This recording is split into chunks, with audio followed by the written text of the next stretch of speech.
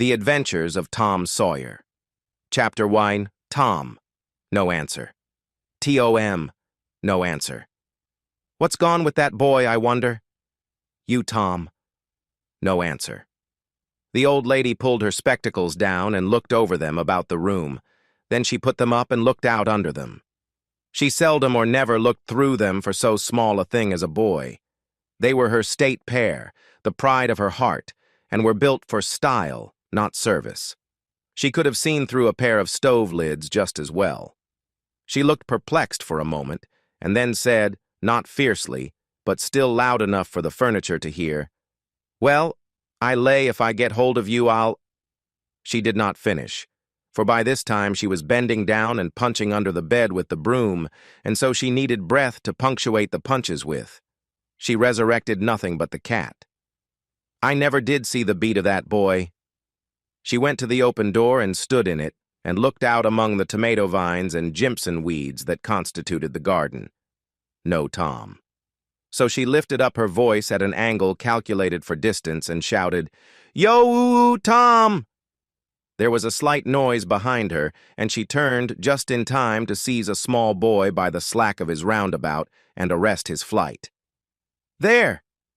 I might have thought of that closet. What you been doing in there?" "Nothing. Nothing. Look at your hands.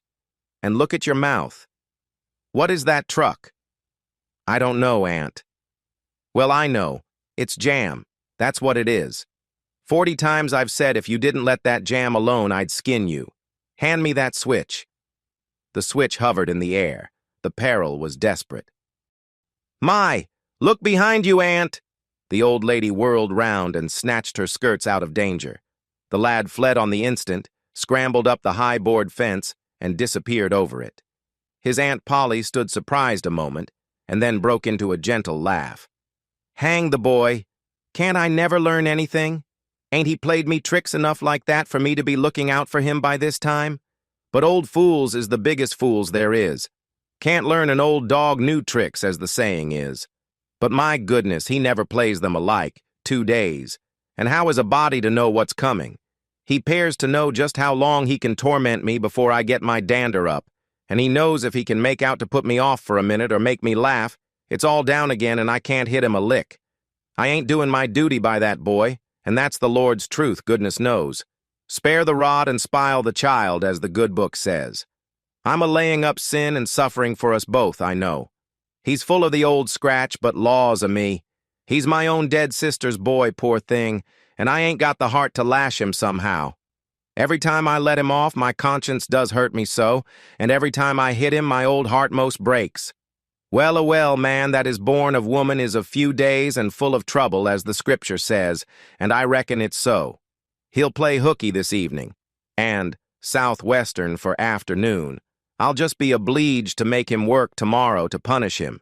It's mighty hard to make him work Saturdays when all the boys is having holiday, but he hates work more than he hates anything else, and I've got to do some of my duty by him, or I'll be the ruination of the child. Tom did play hooky, and he had a very good time. He got back home barely in season to help Jim, the small colored boy, saw next day's wood and split the kindlings before supper. At least he was there in time to tell his adventures to Jim, while Jim did 3/4 of the work. Tom's younger brother, or rather half-brother, Sid, was already through with his part of the work, picking up chips, for he was a quiet boy and had no adventurous, troublesome ways. While Tom was eating his supper and stealing sugar as opportunity offered, Aunt Polly asked him questions that were full of guile and very deep, for she wanted to trap him into damaging revealments. Like many other simple-hearted souls, it was her pet vanity to believe she was endowed with a talent for dark and mysterious diplomacy, and she loved to contemplate her most transparent devices as marvels of low cunning. Said she, "Tom, it was middling warm in school, warn't it?" "Yes'm." "Powerful warm, warn't it?" "Yes'm." "Didn't you want to go in a swimming, Tom?" A bit of a scare shot through Tom, a touch of uncomfortable suspicion. He searched Aunt Polly's face, but it told him nothing. So he said, "No'm, well, not very much." The old lady reached out her hand and felt Tom's shirt and said, "But you ain't too warm now, though." And it flattered her to reflect that she had discovered that the shirt was dry without anybody knowing that that was what she had in her mind. But in spite of her, Tom knew where the wind lay now. So he forestalled what might be the next move. "Some of us pumped on our heads. Mine's damp yet. See?" Aunt Polly was vexed to think she had overlooked that bit of circumstantial evidence and missed a trick. Then she had a new inspiration. "Tom, you didn't have to undo your shirt collar where I sewed it to pump on your head, did you? Unbutton your jacket." The trouble vanished out of Tom's face. He opened his jacket. His shirt collar was securely sewed. "Bother. Well, go along with you. I'd made sure you'd played hooky and been a-swimming. But I forgive you, Tom. I reckon you're a kind of a singed cat, as the saying is. Better'n you look. This time." She was half sorry her sagacity had miscarried, and half glad that Tom had stumbled into obedient conduct for once. But Sidney said, "Well, now, if I didn't think you sewed his collar with white thread, but it's black." "Why, I did sew it with white, Tom." But Tom did not wait for the rest. As he went out at the door, he said, "Siddy, I'll lick you for that." In a safe place, Tom examined 2 large needles which were thrust into the lapels of his jacket and had thread bound about them. One needle carried white thread and the other black. He said, "She'd never noticed if it hadn't been for Sid. Confound it. Sometimes she sews it with white, and sometimes she sews it with black. I wish to gee Minnie she'd stick to one or t'other. I can't keep the run of 'em. But I bet you I'll lamb Sid for that. I'll learn him." He was not the model boy of the village. He knew the model boy very well, though, and loathed him. Within 2 minutes or even less, he had forgotten all his troubles. Not because his troubles were one whit less heavy and bitter to him than a man's are to a man, but because a new and powerful interest bore them down and drove them out of his mind for the time, just as men's misfortunes are forgotten in the excitement of new enterprises.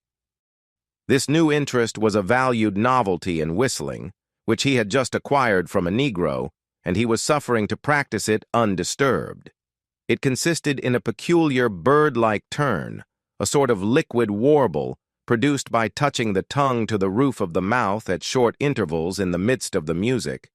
The reader probably remembers how to do it, if he has ever been a boy. Diligence and attention soon gave him the knack of it, and he strode down the street with his mouth full of harmony and his soul full of gratitude. He felt much as an astronomer feels who has discovered a new planet. No doubt, as far as strong, deep, unalloyed pleasure is concerned, the advantage was with the boy, not the astronomer. The summer evenings were long. It was not dark yet. Presently, Tom checked his whistle. A stranger was before him, a boy a shade larger than himself. A newcomer of any age or either sex was an impressive curiosity in the poor little shabby village of St. Petersburg. This boy was well-dressed too, well-dressed on a weekday. This was simply astounding. His cap was a dainty thing, his close-buttoned blue cloth roundabout was new and natty, and so were his pantaloons. He had shoes on, and it was only Friday. He even wore a necktie, a bright bit of ribbon. He had a citified air about him that ate into Tom's vitals. The more Tom stared at the splendid marvel, the higher he turned up his nose at his finery, and the shabbier and shabbier his own outfit seemed to him to grow. Neither boy spoke. If one moved, the other moved, but only sidewise in a circle. They kept face to face and eye to eye all the time. Finally, Tom said, "I can lick you. I'd like to see you try it." "Well, I can do it." "No, you can't either." "Yes, I can." "No, you can't." "I can." "You can't." Can't. An uncomfortable pause. Then Tom said, "What's your name?" "'Tisn't any of your business, maybe." "Well, I'll make it my business." "Well, why don't you?" "If you say much, I will." "Much. There now." "Oh, you think you're mighty smart, don't you?" "I could lick you with one hand tied behind me if I wanted to." "Well, why don't you do it? You say you can do it." Well, I will if you fool with me. Oh, yes, I've seen whole families in the same fix. Smarty, you think you're some now, don't you? Oh, what a hat! You can lump that hat if you don't like it. I dare you to knock it off, and anybody that'll take a dare will suck eggs. You're a liar. You're another. You're a fighting liar and doesn't take it up. Aw, take a walk. Say, if you give me much more of your sass, I'll take and bounce a rock off in your head. Oh, of course you will.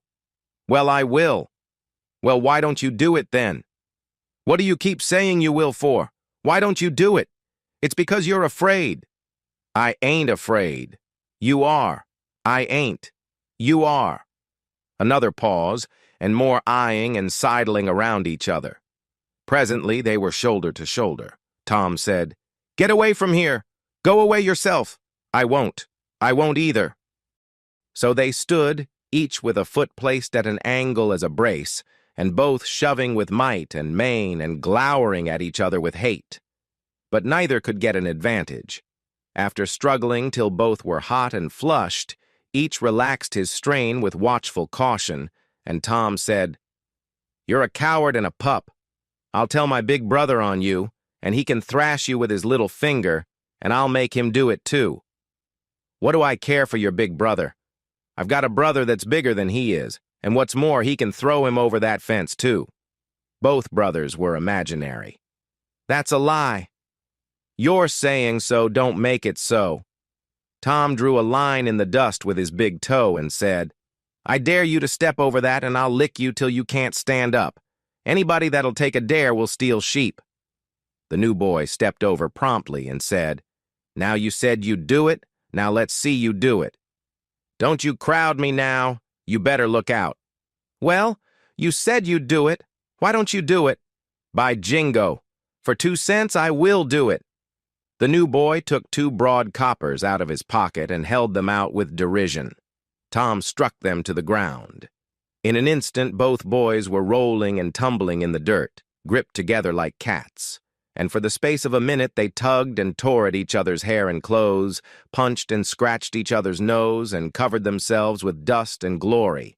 Presently the confusion took form, and through the fog of battle Tom appeared, seated astride the new boy and pounding him with his fists. "Holler 'nuff," said he. The boy only struggled to free himself. He was crying, mainly from rage. "Holler 'nuff!" And the pounding went on. At last the stranger got out a smothered "nuff," and Tom let him up and said, "Now that'll learn you. Better look out who you're fooling with next time."